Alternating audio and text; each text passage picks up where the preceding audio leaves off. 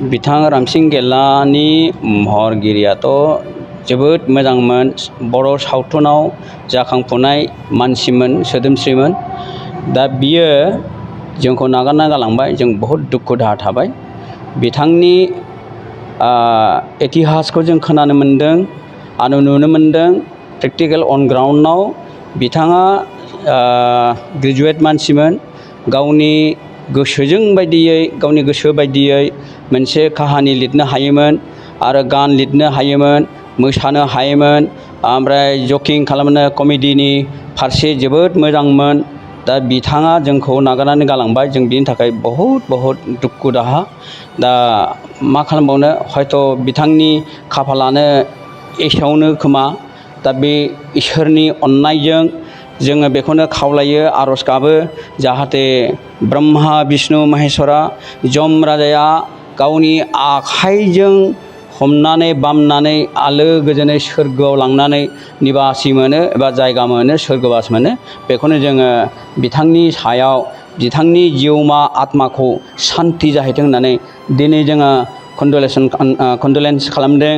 दा बे कन्डलेन्स खालामनायनि गेजेरजों जोंहा महरगिरिफ्रा बयबो फैनानै गावनि समखौ नागारनानैब्लाबो नैबे बेलासि समखौ लानानै जोङो बावदों, खुलुमदों, बिबार बावदों आरो केन्देलजों बावदों, जाहाथे बिथांनि जिउमाया, आत्माया सान्ति जाहैथों होननानै जों बेखौनो बुंनानै एसेयावनो फोजोबनाय जाबाय। जोङो दिनै बेवहाय नैबे क'क्राझारनि PWD गेस्ट हाउसआव हरखाबै मोनसे जुथुमनाय हाबाफारि लादों।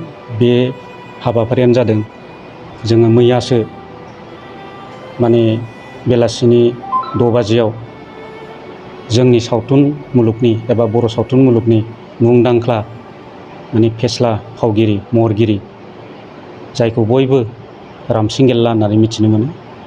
बिथाङा गावखौ फिथें ब्रह्म होननानै बांसिन खिन्थानानै लायोमोन आरो बिथांनि माने थार मुं एबा सार्टिफिकेटनि मुङा बिभीषण ब्रह्म। दा बिथांनि हरखाबै अबथिरा रुंसारि जानायाव दिनै जों क'क्राझार जिल्ला बर' सावथुन मुलुग एबा KDC बिसाया जोङो बिथांखौ मान बावनायजों लोगोसे जाहाथे बिथांनि जिउमाया सोरगोआव आलो गोजोनै थाहैनो मोनो आरो सोरगोआव इसोरनि खाथियाव जाहाथे जायगा मोनो, बिनि थाखाय जों दिनै आलारि बाथि, केन्डेल लाइट जों सावनाय जादों। बिथांखौ गोसोखांनानै दिनै नैबे गायनाय फुनाय बोथोरावबो माने जोंनि बर' सावथुन मुलुगा बा बर' सावथुन मुलुगनि महरगिरिफ्रा बे दैज्लांनि टाइमावबो बहुद माने मुखुब जानायखौ नागारनानैब्लाबो दिनै जा एसे हायो ज' जाफैदों बेवहाय। बिथांखौ गोसोखांनानै बयबो मान बावफैदों, आलारि बाथि सावफैदों, बिबार जा हायो जरासे जों बावफैदों। जों मिथिगौ बिथां रामसिं गेल्लानि बर' सावथुन मुलुगाव जेनोखि कन्ट्रिबिउसन एबा बिहोमा, बियो जोंनि बे बिबार एसे बा केन्डेल लाइट बा आलारि बाथि सावनायजों जों फोलोमनो हाया। बिथांनि बर' सावथुन मुलुगाव जिबायदि कन्ट्रिबिउसन बा बिहोमा, बियो जों बुंनायनिबो बहुद माने बारासिन। बिथांनि बर' सावथुन मुलुगाव कन्ट्रिबिउसन होलांनाय, बिहोमा होलांनाय, जोंनि बर' सावथुन मुलुगा एबा बर'नि जेसेबां जेनेरेसन फैगोन, इयुन जोलै फैगोन, बिथांनि कन्ट्रिबिउसन गोसोखांबाय थागोन, बिथांखौ जों गोसोखांबाय थागोन। आरो बिथांनि अबथिरा रुंसारि जानायाव जोंनि बर' सावथुन मुलुगा सुफुंख' हायै खहा जाबाय, बेखौ जोङो बुंनो हायो। मानोना बेबायदि ओरै मेथाइ लिरनाय आरो मेथाइ रोजाबनाय आरो बेबायदिनो ड्रामा लिरनाय आरो बेबायदिनो ड्रामा एक्टिं फाव खालामनाय, बिनि उनाव सावथुन मुलुगाव फैनाय, बिथांनि माने जेनोखि सबसे फेमाससिन जेनोखि मेथाइ बा बिथांनि लिरनाय बा फाव खालामनाय, बेनो जाहैबाय मा नागिरदों नानि। बे मेथाइजों, बे लिरिक्सजों बिथांखौ बर'नि साफ्रोमबो मानसियानो मिथिजोबो बा सिनायजोबो। जियानो जाया मानो दिनै जों बिथांखौ खोमानांनानै जोबोद मोनसे खहा बेखौ जोङो मोनदांनो मोनदों।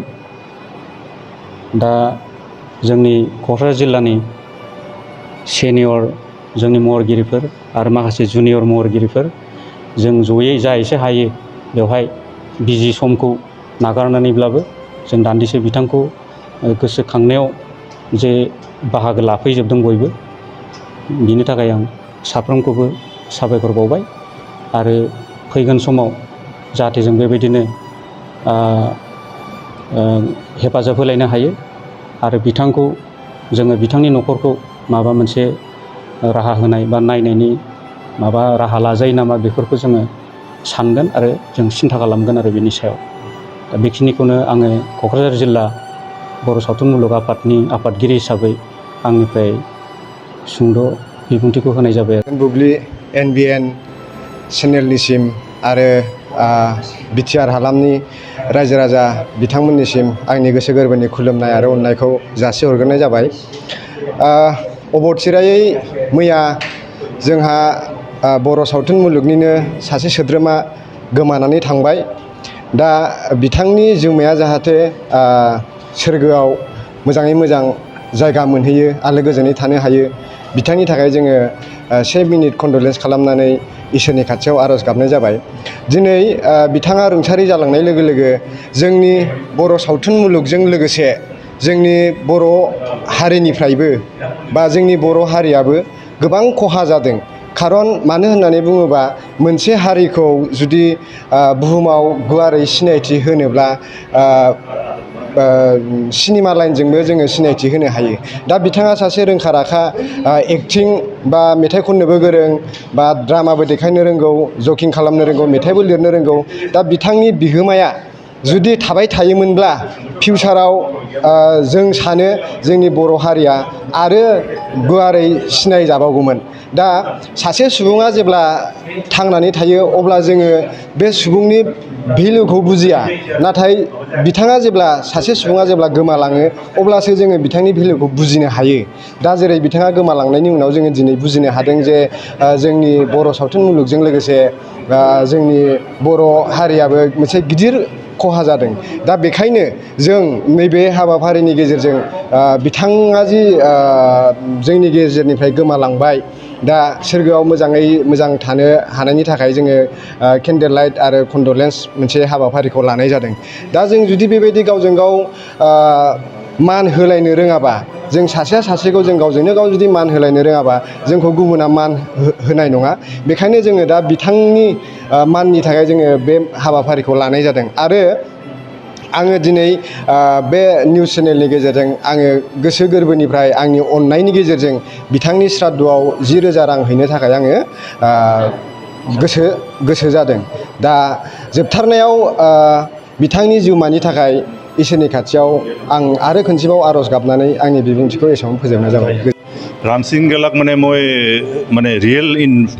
ৰিয়েলিটিত মই লগ পোৱা নাছিলোঁ, কিন্তু আমাৰ 3rd বড়ো ফিচাৰ ফিল্ম ফেষ্টিভেলৰ যেতিয়া জুৰি হিচাপে আছিলোঁ তেতিয়া এটা ফিল্মত দেখিছিলোঁ, এখন ফিল্মত তাৰ কমেডি ৰল ফিল্ম আছিল।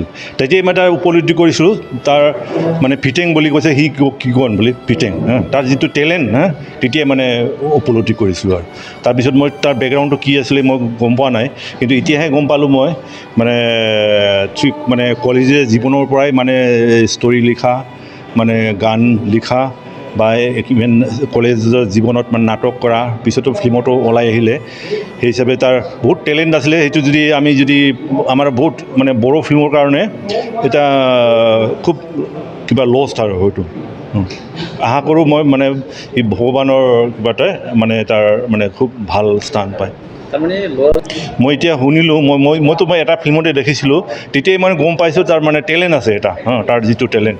কিন্তু এতিয়া গম পালোঁ মই তাৰ সি কলেজীয়া জীৱনৰ পৰাই একদম গান লিখা মেলা সেইবিলাকত খুব এক্টিভ হিচাপে, খুব চিনচিয়াৰলি ডেডিকেটেড হিচাপে সি ভাগ লৈছিলে। बिथांखौ मिथिनायाव आरोखि बेनि सोमोन्दै फंनै बुंनो नागिरदों। आरो बिथांजों आं स्क्रिन शेयार खालामलायनो मोनाखै। आंहा बिराद गोसोमोन बिथांजों स्क्रिन शेयार खालामलायनायनि। खोथाया जाहैबाय जेब्ला जोंनाखि माने डिग्री फरायो आं क'क्राझार कलेजाव फरायोमोन ओमफ्राय बिथाङा गसाइगाव कलेजाव फरायोमोन आरोखि ओमफ्राय बेवहाय मा जायोमोन जोंहा क'क्राझार गभर्नमेन्ट कलेजावहाय जोहोलाव माबायावहाय गसाइगावआवहाय जोहोलाव नीलेश्वर ब्रह्मनि जायोमोन ओमफ्राय जोंनि क'क्राझारनि ईसान मोसाहारि जायोमोन होमब्ला माने बे समावहाय जों लोगो मोनलायजेनदों आरोखि बिथांखौ लोगो मोननानै बिथांनि माखासे जायनाखि माने कालाकारि आखु बिथांनि जायनाखि आर्टिस्ट आखु बेबहार बेफोरखौ आं नुबाय आरोखि बिथांनि खननाय दामनाय देनाय मोसानाय गासिबो बिथांखौ आं माने स्टेजाव नाटक खालामनाय मानाय बेफोरबायदियाव नुजेनग्रोबाय आरोखि ओमफ्राय बिनिफ्राय जेब्ला जों गसाइगावआव थाङो होमबा बेयावबो बे प्रग्रामावबो नुबाय आरो बिथाङा माने जोबोद एक्टिभ मोनफ्रोमबो खननायाव बाहागो लानाय बा मोसानायाव बाहागो लानाय बा नाटक गानायाव बाहागो लानाय बेफोरावबो बिराद एक्टिभ आरोखि माने बिथांनि गान लिरनाय सल' लिरनाय बेफोरावबो बिराद माने आखा फाखाखामोन आरो बिथाङा ओमफ्राय बिनिफ्राय आं मिथिनायाव बिथांखौ बे समनिफ्रायनो स्टेजावथ' गोख्रोंखामोन बिनिफ्राय माने बिथांमोनहा गसाइगावनिफ्राय सर्ट मुभिस बिदिनो दिहुनोमोन आरो बिदिनो मोनसे मुभि दिहुननाय दंमोन मोसा मोसि होननाय बेखौ आं गोसोआव दङ बिथाङाबो माने बेवहाय बिराद मोजां एक्टिं खालामदोंमोन बेखौ जों नायदोंमोन आरो बे समावहाय आरो बिनिफ्राय नेक्स्ट जेलानाखि बियो उनावहाय जोंनि उदालगुरिनिफ्राय पबित्र राभा नेसनेल स्कुल अफ ड्रामानिफ्राय बिथाङा फैनानै वार्कशप खालामफैयो होमब्ला बे वार्कशपआवबो बिथाङा बाहागो लाहैदोंमोन बे वार्कशपआव बिथाङा बाहागो लानायाव बे प्रडाक्सन ओरिएन्टेड वार्कशपमोन बेवहाय बिहामजो मंग्लि होननाय नाटक मोनसे बानायदोंमोन बे बिहामजो मंग्लि नाटकआवहाय बाहागो लानानै बिथाङा दिल्लीसिमबो माने दिल्ली NSD आवबो माने बिथाङा पारफर्म खालामहैदोंमोन आरोखि दा बिथांखौ जोङो नुनो थाङोब्ला बेनो माने नट अनलि स्क्रिन बा सिनेमायावल' नङा बिथाङा माने स्टेजनिबो माने रोंखा राखा आखा फाखा आर्टिस्ट आरोखि स्टेजनिबो एक्टिंनि माने प्रपार कर्स लानायबो होनजागोन आरोखि बिथाङा सासे ग्रेजुवेट मानसि आखा फाखा रोंगौथि दङ बे आरोखि ओमफ्राय बिथांनि एक्टिं स्टाइल जायनाखि आं बेखौ बुंनो सानगोन माने बिराद नेचारेल आरोखि नेचारेल माने खालामफ्लानाय नङा आरोखि बिथांना एकदम माने रियेलिस्टिक एक्टिं जायनाखि स्टाइल बेखौ बुङो रियेलिस्टिक एक्टिं स्टाइल बे आरोखि दा आंनि मिथिनायाव बिथाङा बेनो हरखाबै बिथांनि रुंसारि जालांनायावहाय आं दुखु मोनदों आंहा बिथांजों स्क्रिन शेयार खालामनो जोबोद गोसोमोन आङो बेखौनो माने इसोरनियाव आर'ज गाबो बिथांखौ